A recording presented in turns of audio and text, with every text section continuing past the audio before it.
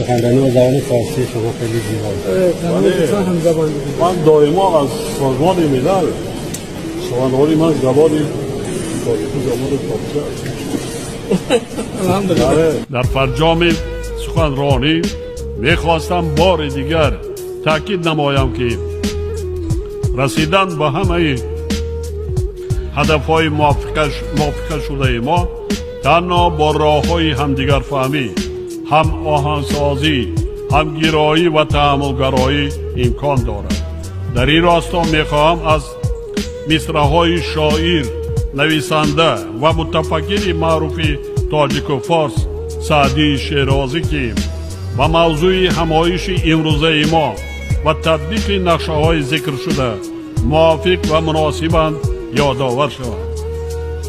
بنی آدم اعضای یکدیگرند که در آفرینش